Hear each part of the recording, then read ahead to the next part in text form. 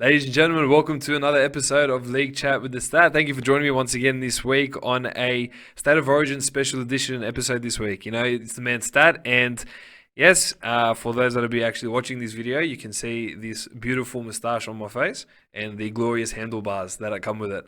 As you guys know, we are in the month of November, and we are raising all proceeds for MOVEMBER and doing what we can and playing a part to raise awareness for men's health. There are many men out there that are dying prematurely, whether it be due to mental health or whether it be to some type of sickness.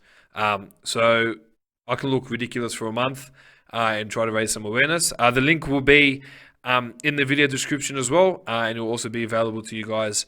I'll be putting something up on our Facebook and Instagram page on that as well. But as I said, it's good to be back again to discuss all things State of Origin Game 1. And yeah, who would have thought, eh? The Maroons 18 defeating the Blues 14 in Game 1 of the State of Origin series. Now, I won't lie, with the grand final ending just 2 weeks ago, it didn't really feel like it was a State of Origin game. It didn't really feel like I could feel the build-up. I couldn't get into it as much as I would during the middle of the season. It really didn't feel like an Origin match. The build-up, as I said, is not the same. I feel like when it's in the middle of the year, because there's so much rugby league happening, there's 8 games a week, and then when Origin comes around, it's a big deal. There wasn't that much emphasis on it for Game 1, and as it would have been at the end of the season, as it was in the middle of the season. So that was one thing I had to take from that, and it definitely suffered. It was the first time in 20 years that the Game 1 of a State of Origin series was at its lowest capacity crowd. So, look, as I said, can't really do much about that. The build-up, as I said, wasn't there. But in terms of the game, it was a very sloppy start from both sides. Obviously, with kickoff and Damien Cook knocking it on and giving Queensland early ball, just reminded me of the grand final where Branko Lee knocked it on, I believe it was, and then gave Penrith early ball. So, it was a very sloppy start for the first 20-odd minutes. It was just a bunch of errors. It was errors galore, as I like to call it. And there was some plays that weren't really planned out. They were really scrappy. They were very crap, to be honest with you. It wasn't disciplined. It wasn't beautiful. It wasn't polished. It just felt like last minute for what I could see on my end. Now, what I believe happened as well, New South Wales definitely underestimated a Queensland side led by Wayne Bennett. Now, I talked about this as well. I talked about the influence that Wayne Bennett has on any team. And another game where it's a different arena, New South Wales have a stronger side, and they have a lot of inexperience in the Queensland side. Queensland came out and just played a simple game of football and won. And that's all credit to Wayne Bennett, Mal Meninga, and Neil Henry, and the coaching staff over at Queensland. But it's so important that Wayne Bennett gets the shout-out that he deserves. I mean, if you think about it, they were missing all of their first-choice players. Yeah, they were missing Callum Ponga. They had a lot of their backs drop out as well due to injuries. So you got to look at that in the sense and see that it was very disappointing to see all those players missing, but an opportunity for players to step up. And I thought AJ Boomsden was fantastic. You know, I thought Kurt Capewell playing in the centres out of position, fantastic. I thought Jaden Sewer was exceptional coming off the bench. I thought standards, Cameron Munster, Terry Evans in the second half as well really killed it. And they really made New South Wales pay for their really costly mistakes. Daniel Tupou and Clint Gutherson, the two people that I didn't think would get back into the Origin team, for Tupou and for Gutherson to debut. And I thought, well, Gutherson, to be fair, did actually play an alright game. As I said to you last week, he's got one job. Now, one job is to get that ball and give it straight to Adokar. And as long as you give him that ball to Adokar and he's doing his thing, he'll be fine. And he scored 2 tries. But for Daniel Tupou, I thought he wasn't great. I thought he was very out of place. I mean, that flick pass he threw to no one, which led to Munster scoring a try, very soft. I thought when Clint Gutherson couldn't take down Kurt Capewell and absolutely demoralised him, not good enough. That's where the game was won. It was just two of those errors that New South Wales made, and Maroons made them pay for it. And then they defended it well. They defended it really well. They kept their lead. They kept it together. It was just a game that not many were expecting to see Maroons win. But it was a game that the Blues need to look at and rebound quickly from. You know, the game's Wednesday night, and it's very important for the Blues to have picked a different side to toy with the side a little bit and to see what changes needed to be made so that game 2 they'll come out firing and try to get that one here in Sydney. But it's only going to get harder. I mean, Wayne Bennett would probably be loving the fact that they're up 1-0 and just try to get them to play the same way.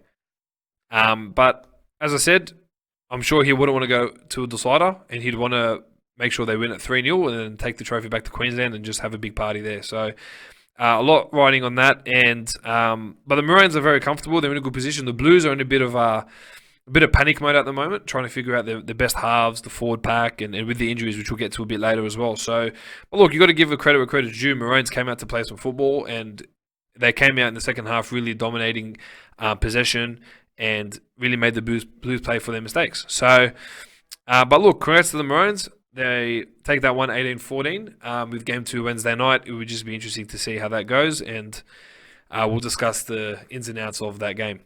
Now, going into the news around the NRL world, guys, there's a lot to get through this week, so I'm going to get you to bear with me on this one. Josh Mansell, now, played a phenomenal season this year, probably one of his best in a couple of years, seeing as he had a lot of serious injuries with facial fractures and with his ACL. He went to lunch on Wednesday.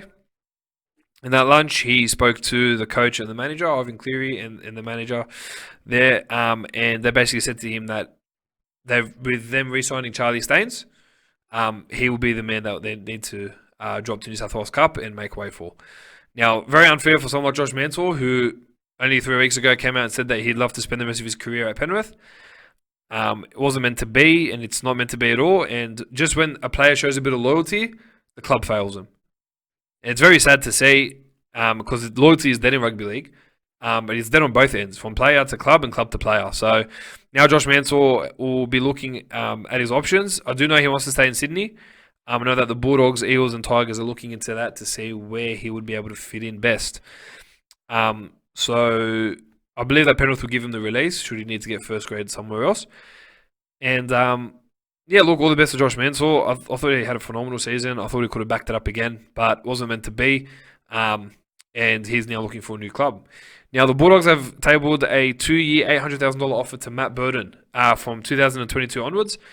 Now, if Matt Burton does agree to that, then Trent Barrett will be looking to obviously negotiate with Penrith to get him a year early and then have him on a 3-year deal. He'll be on less money next year, and then it will increase that to $400 the next 2 years. Now, on Bulldogs, and their former interim coach, Steve Georgalis, finally confirmed by the Cowboys as one of their assistant coaches, alongside Dean Young, and with the head coach being there, Todd Payton, which is good to see. Robert Jennings has signed a 1-year deal with the Penrith Panthers and will be there to the end of 2021. Now, Aidan Tolman, who is still off contract, has been linked with a move to the Cronulla Sharks. Now, with a lot of their forwards dropping off, with CSF Talakai and Royce Hunt and Andrew Fafita battling a lot of injuries, it's actually a good thing that they're looking at Tolman as someone that can be a fill-in just for the year. Doesn't have to be on huge money if it was at the Bulldogs. He will just be on a standard contract where he will just be able to, whenever he needs to be playing rugby league, he'll just play the game. So the Sharks, are looking into that. And they're also looking at trying to get Benji Marshall. He's been linked to the club as well. With Benji, his management was asking for $400,000 a year from the Cowboys, and the Cowboys could only offer $150,000 due to their salary cap. So that's all still up in the air at the moment, but they've both been linked to the Sharks and could both be useful buys, especially with the experience at both clubs that they've been at previously. Now, back to the Panthers, Matthew Eisenuth, the former Tigers lock, has signed a 2-year deal with the club. Now, these signings of Robert Jennings and Matt Eisenuth are just depth signings. I don't really think they'll get much consistent first grade unless injuries arise. Jake Averillo has re-signed with the Bulldogs for 3 years, which is a major coup for the club. Got him re-signed before he could even think of trying to negotiate with other clubs. So Trent Barrett obviously rates it very highly, and it's a good buy, in my opinion, and someone that we could play in the halves with Kyle Flanagan next year. Now, Rabbitohs fullback Corey Allen, who had a stellar start to his Rabbitohs career in the second half of the year and played some very good football, has been told to look elsewhere as he won't be afforded under the salary cap. Now, I do know that clubs are inquiring about this at the moment.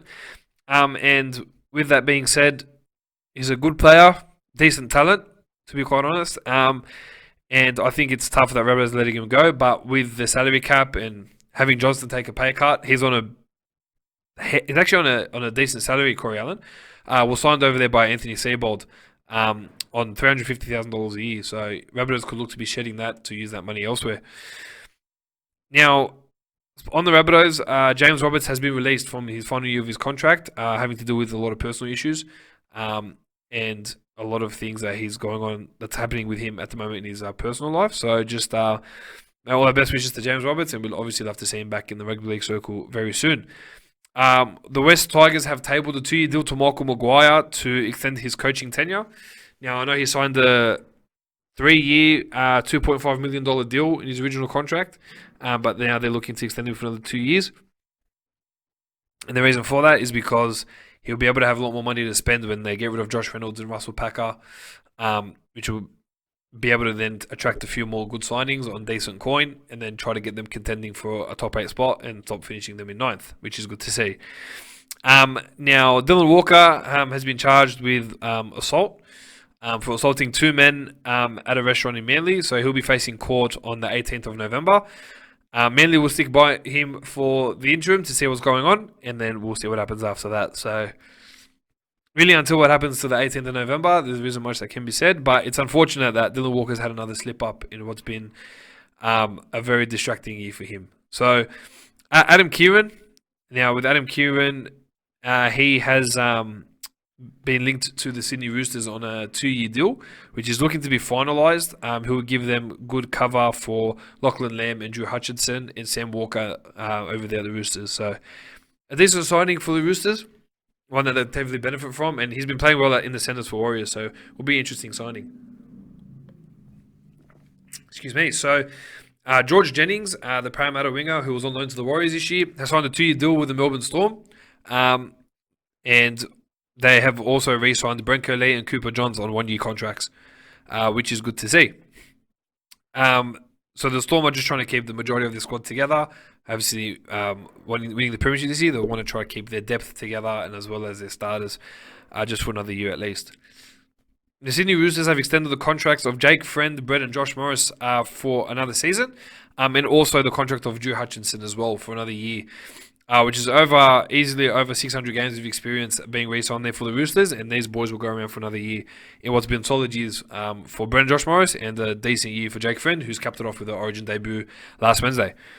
Now, there was talks of Anthony Seibold going over to the Newcastle Knights as an assistant coach, and that has now broken down due to the publicity that Seibold received over his coaching tenure at the Broncos.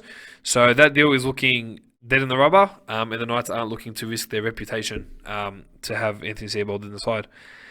Jack Bird has finally been released from his contract from the Brisbane Broncos, and he has signed a 2-year deal with the St. George Illawarra Dragons. Now, the Dragons will be looking to use him in the back row.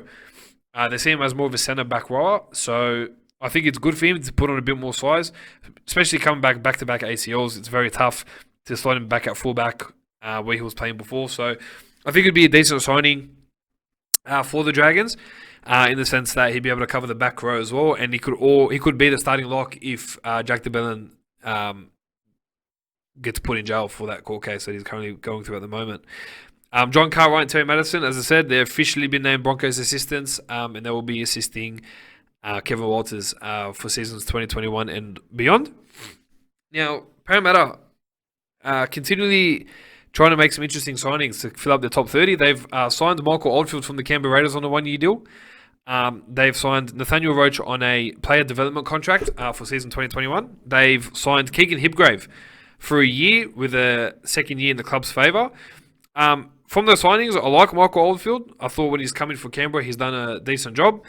For Keegan Hipgrave, when he's on, and he's a brute force to be reckoned with.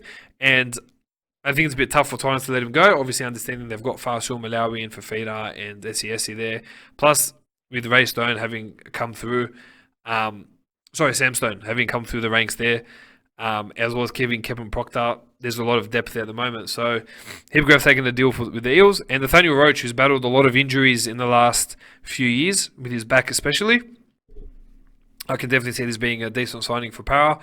He'll be the third string hooker to Joey Lussick and then to Reid Marnie. So, but Para starting to make some interesting signings, and with that as well, on top of that, Will Smith, their main utility, has re-signed on for another year.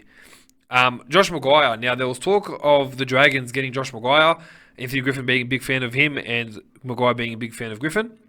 That's actually not happening any longer. The Dragons and Cowboys were discussing a trade, but that deal has actually fallen through, and Josh Maguire will be staying at the Cowboys next year. But Brisbane reached out to the Dragons about Joe Ofahengaue.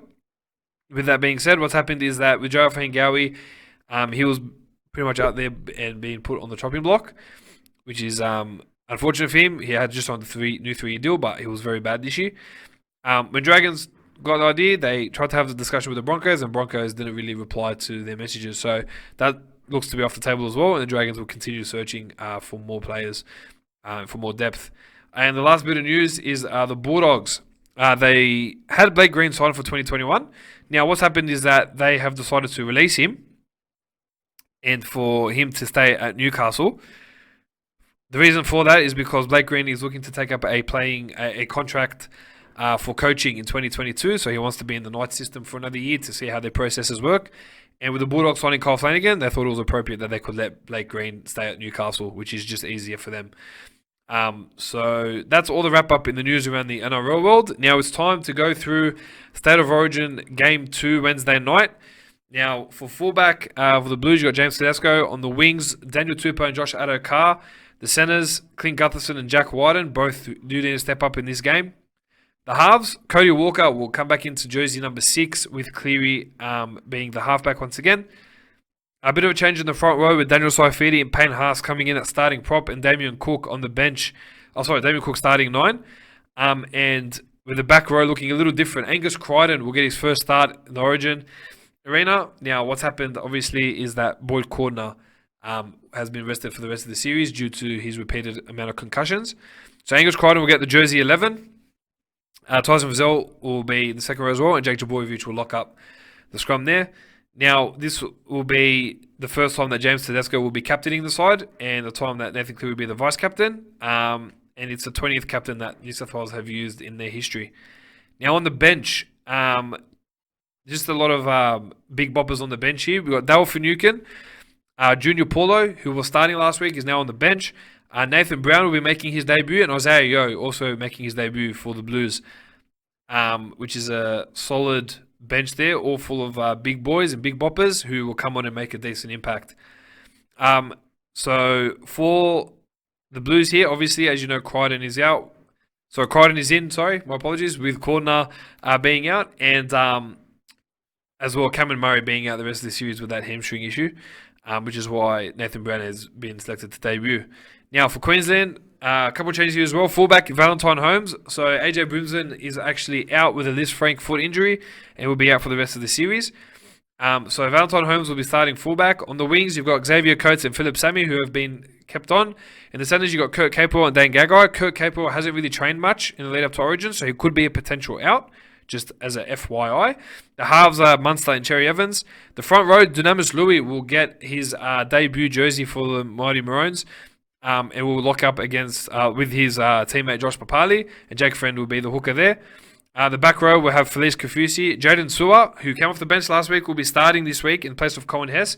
And at lock will be once again Tino Fa'asul Malawi.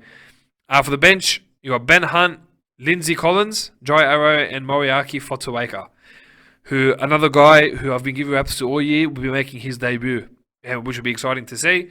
This is a game that New South Wales absolutely must win. This is one that they have to take out.